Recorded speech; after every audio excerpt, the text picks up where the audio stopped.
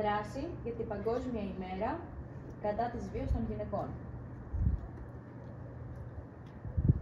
Στοιχεία του Παγκόσμιου Οργανισμού Υγείας, του Οργανισμού Ηνωμένων Εθνών και της Ευρωπαϊκής Ένωσης δείχνουν πως παγκοσμίως μία από τις 3 γυναίκες ή κορίτσια έχουν κάποια στιγμή στη ζωή τους και τουλάχιστον μία φορά αποτελέσει θύματα σωματικής ή λεκτικής βίας.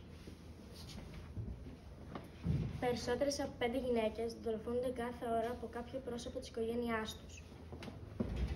Ωστόσο, ο μεγαλύτερος αριθμός περιστατικών βίας δεν καταγγέλλεται. Μόνο το 40% των γυναικών αναζητά βοήθεια σε οικογένεια ή φίλους, ενώ μόνο το 10% καταγγέλει το περιστατικό στην αστυνομία. Οι γυναίκες που ανήκουν σε μειονότητες αντιμετωπίζουν ακόμη περισσότερη έμφυλη βία. Η κατάσταση είναι χειρότερη μετά την πανδημία, όπου είχαμε ταυτόχρονη επιδημία βίας κατά των γυναικών και κοριτσιών, προερχόμενη από τον σύντροφο λόγω των συνθηκών καραντίνας και εκκλεισμού. Η βία κατά των γυναικών και κοριτσιών παραμένει σε μεγάλο βαθμό μη καταγγελόμενη, λόγω της ατιμωρησίας, της σιωπής της κοινωνικής κατακραυγής και του αισθήματος ενοχής και ντροπής που καλλιεργείται στο θύμα.